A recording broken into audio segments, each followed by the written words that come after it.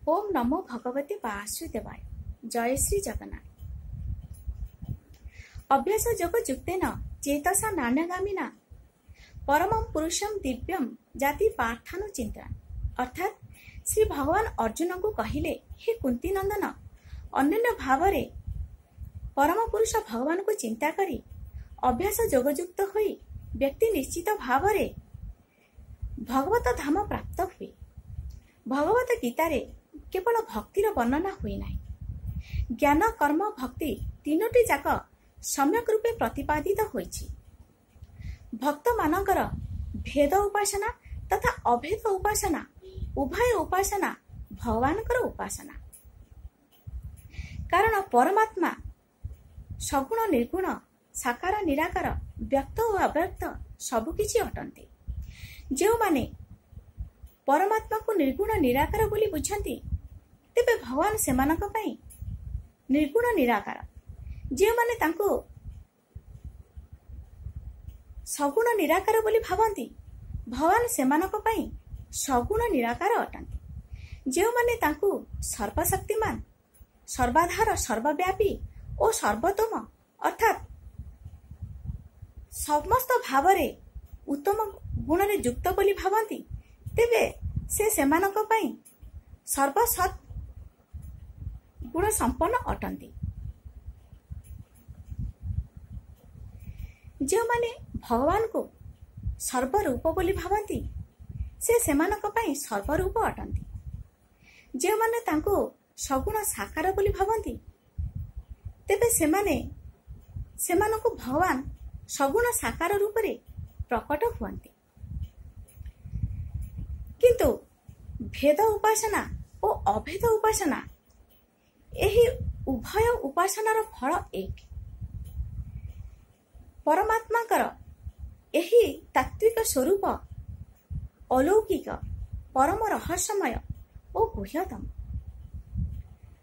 श्रीमद् भगवत गीता 10 अध्याय विभूति जोगर 31 ରୁ 34 पर्यंत श्लोक रे भगवान तांको विभूतिर महत्व और विशेषत्व वर्णना करिसेंति। 31 ରୁ 34 पर्यंत श्लोकर संक्षिप्त भाव हेला, 10 अध्याय विभूति जोग श्री भगवान उवाच, पवनः पवतामस्मि रामः शस्त्रभृतामहम् झषाणां मकरश्चास्मि स्रोतसामस्मि जाह्नवी। अर्थात श्री भगवान अर्जुन को कहिले, मु समस्त पवित्रकारी मानक मध्यरे वायु और शस्त्रधारी मानक मध्यरे श्रीराम तथा जलजंतु बा मत्स्य मानक मध्यरे मगर और नदी मानक मध्यरे गंगा मु ही अटे। स्वर्गाणामादिरन्तश्च मध्यम चैवाहमर्जुन अध्यात्म विद्या विद्यानां बाधाः प्रवदतामहम्। हे अर्जुन, समस्त स्वर्गर बा सृष्टिर आदि मध्य और अंतरे मु ही विराजमान। मु समस्त विद्या मानक मध्यरे अध्यात्म विद्या बा ब्रह्म विद्या एवं समस्त परस्पर शास्त्रकारी मानक मध्यरे तत्व निर्णायक बाध हेउछि मु। अक्षराणामकारोऽस्मि द्वन्द्वः समासिकस्य च अहमेवाख्ययः कालो धाताहं विशुद्धो मुखः।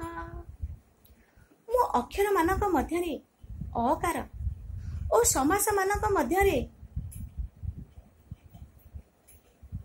द्वंद्व नामक समास अटे।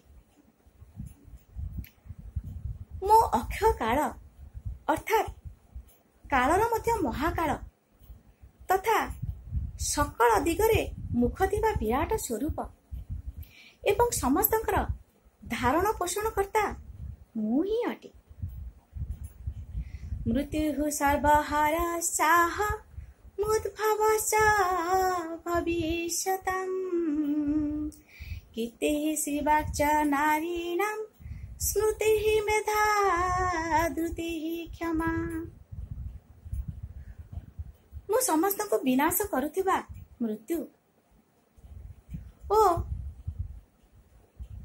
ସମସ୍ତଙ୍କୁ ଉତ୍ପନ୍ନ କରୁଥିବା ଉତ୍ପତ୍ତିର ହେତୁ ଅଟେ ତଥା ନାରୀମାନଙ୍କ ମଧ୍ୟରେ କୀର୍ତ୍ତି ଶ୍ରୀ ବାକ୍ ସ୍ମୃତି ମେଧା ଧୃତି ଓ କ୍ଷମା ମୁଁ ହିଁ ଅଟେ। ଓ ଜୟ ଶ୍ରୀ ଜଗନ୍ନାଥ।